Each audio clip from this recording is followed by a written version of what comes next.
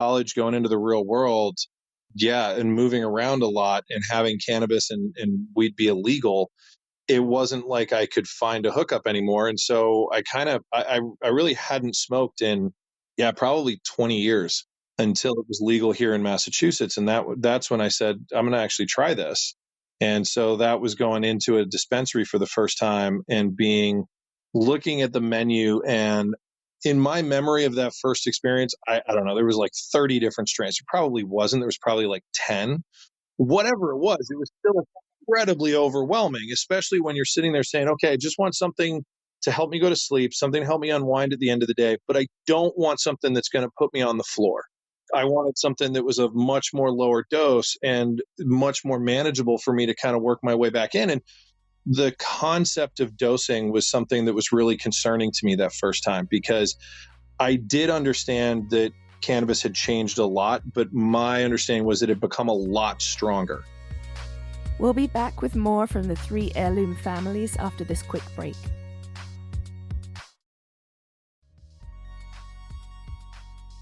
Next, I wanted to know what kind of stigma or pushback these big-named entrepreneurs had faced by entering legal marijuana.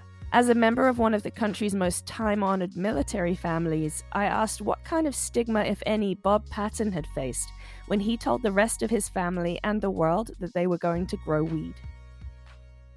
You seem to have continued this legacy, essentially, of caring for soldiers. I know that there's a lot of stigma that comes with cannabis in general, especially from the older generations, and I'm not surprised at all to hear your mother's reaction, to be honest. I think that would have been my grandparents' reaction as well. And it's all over the map. Everybody has their own ideas about it. But when you bring in the kind of legacy name that yours has, did you face a lot of backlash from peers when you came up with this idea? In a way, very much so. Among my own peer group, I'm in just turned 65. I had good friends that knew me for years that were kind of rocked back when I said, I think our family's going to go into cannabis. And to some extent, that ground hasn't been made up. It's just something where some folks just think it's, a gateway drug. It's the end of America, whatever it might be. And yet on the other side, when you're in the industry, as we have been, and again, we always say we want to do well as a business, but we also want to do good. So we really did come at it from the point of view of we're going to make veterans a part of what we do, whether employment, job training, charitable support, just as my father had done with the farm. And we're also going to take it into this new area where we can see if cannabis can be effective in the arsenal of potential remedies for those who are suffering from PTSD and also long-term pain, but anxiety, sleeplessness, social isolation. There are many, many categories of PTSD symptoms. We have so much of an understanding now from veterans who speak of this in a real personal way and saying, this helped me gather myself. This helped me balance myself. This helped me sleep. This made me able to connect better with my family and my children. I mean, we hear many, many stories. We're not doctors. We can't present ourselves as sort of having the FDA level remedy, but we are really, really comfortable as a family to say, yes, we are in cannabis. We have seen the benefit it can bring to a community like Southbridge. We've seen what it can do for specifically a veteran community, both as an employer and for those that come in asking about what maybe it can do for their ailments that they're suffering. And then finally, it's an arm-in-arm research with people that are looking into it now on a more empirical way to say, what do these strains of cannabis possibly address that could help veterans? And in fact, so many others suffering from countless ailments, as you know, I'm sure. And there shouldn't be a stigma to it. Absolutely. I married a veteran myself. I really think that it starts from brave families who are willing to move into areas that otherwise are full of stigma, but could really be helpful for the rest of society. And we've seen the stigma. Certainly, personally, people have said critical things to me when I've stood in front of town forums and saying, we are a company, we are a family that wants to bring cannabis to your community. And certainly there have been moments where people that I didn't expect to got up and looked at me and said I was going to be judged in the afterlife and all kinds of terrible bad things. I know that it still is a bit of a hot button issue, but so much more less, every day less.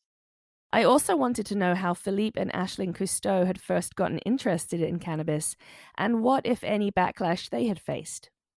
So, cards on the table, I was never a cannabis user growing up. Me neither. I just wasn't, it just wasn't. Didn't have anything against it. It was just not my thing. But that was also back in the day because I'm 40. So like 20 years ago, it was just like bad flower, right? It wasn't even called flower, it was just called weed. That wasn't my thing. But as specifically after our first daughter was born and after I was done breastfeeding and my hormones were just all over the place and I could not sleep. I could not sleep at all. And I've never really understood how important sleep is until you have a sleeping disorder or a sleeping problem. So I tried a bunch of other things and I just didn't like it. I don't like the way prescription drugs make you feel and you're all groggy and people order weird stuff online when they're on them. It's just not a good idea. So it was, again, our friend Jill was like, well, why don't you try some nighttime gummies? I said, okay. And she brought them over and it was a formula that had melatonin in it. The first night I took it, it was the best night of sleep I had probably had in a year. And I woke up and I didn't feel groggy. I didn't feel any negative. I just felt good. I felt like I could take care of the kids, our first baby, and I could run around and get stuff done and I could do work. So for me, that was really a wake up when I was like, wow, this was really incredible. And then it was, I think for Phillippe, we're very tall people. So it's no surprise that our children are very large children. And carrying around that first daughter, Phillippe kind of messed up his shoulder. Oh, wow. It was an old injury, but it was really, really bothering him. And the doctors we went to the doctors. They were like, oh, you could do cortisone shots or do this and that. Nothing was really working. And again, our friend Jill was like, well, why don't you try topical? Mm-hmm. And it made all the difference, the bombs for me. And it was an old whitewater rafting industry because, we're very active. We scuba dive and rock climb and do all sorts of things. And it's always getting banged up. And then we had friends of the family, older people, younger people, that we started being evangelizers for these products. Pop and Barkley, it's a great product. And we started sharing these with family and friends. And we have a friend, an older woman, she's had hip pains, nerve pain in her hip for years and would get shots and those would wear off. And it was a big issue. And we were, try these THC creams and it's changed her life. Yeah. Ashlyn's dad had issues with his hand and nerve and tendon damage and also changed his life. And we're thinking to ourselves, oh my goodness, like, wow, there's really something here. And then started trying tinctures for soreness and we were converted. We started looking into it again and really looking at these products. And we felt it was a real opportunity to innovate in the industry and combine active ingredients that just hadn't been merged together in any way. And then all of a sudden you're just getting a more efficacious product that's also, oh, by the way, providing sustainable jobs, helping restore the environment, combat climate change. We're working in restorative agriculture with our suppliers for the actual cannabis. So we're helping restore soil health, ocean health. Like, why wouldn't we want to do all this? And of course, I wanted to know how the friends and members of the Roosevelt family had reacted to Jack wanting to start a cannabis-related business. What was it like for you when you first thought about starting this company? You saw this need. What was your peers' reaction? What was your family's reaction? My peers' reaction, I called Lucida, who's my business partner, and Lucida and Lucinda, a lot of people think I named it after her. And so people have said to me, like, how does your wife feel about you naming your company after another woman? And it's actually not. Lucida means the brightest star in a constellation.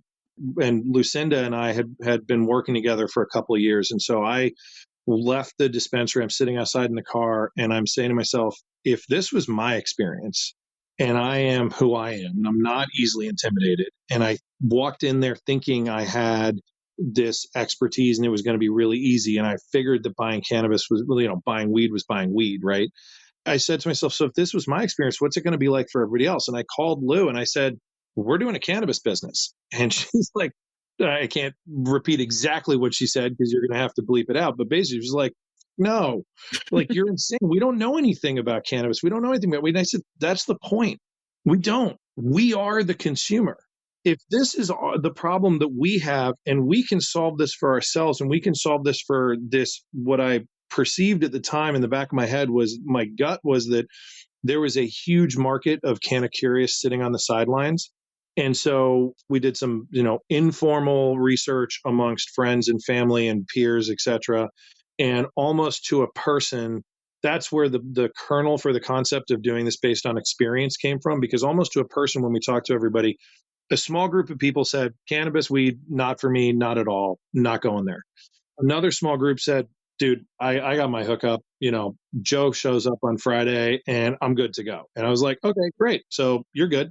Almost to a person, everybody else said, I think I know the experience I want, but I really don't know what questions to ask. I don't know where to start.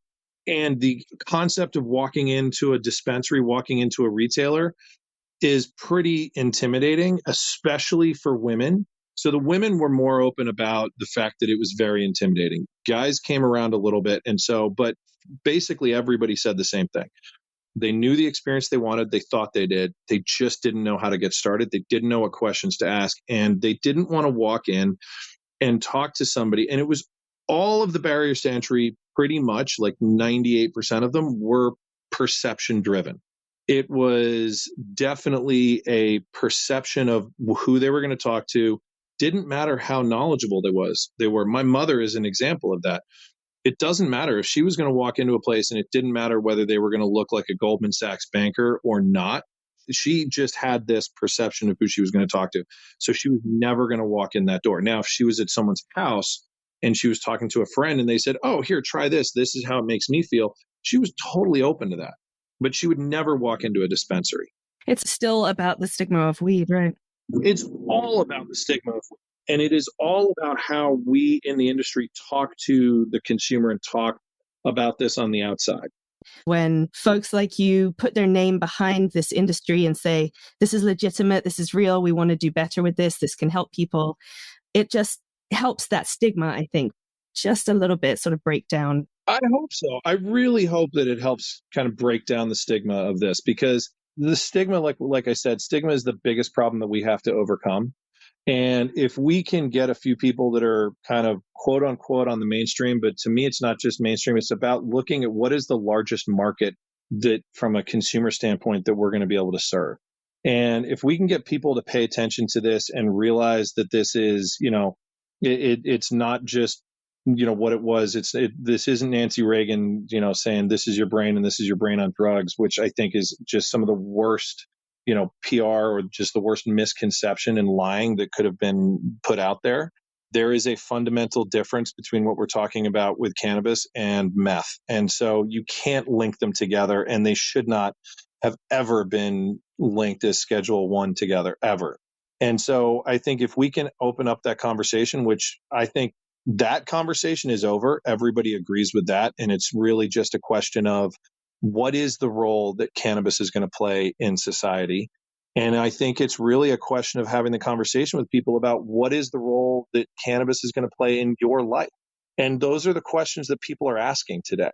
And if we can have that conversation and shift it away from the stigma and shift it more to that conversation and help people understand that there is a role that cannabis can play in their lives, whether it's CBD, CBG, or whether it's, actually at the end of the week, saying, "Hey, I want to smoke a really big bowl of weed." Great, go for it. I much prefer you do that than sink a half a quart of bourbon.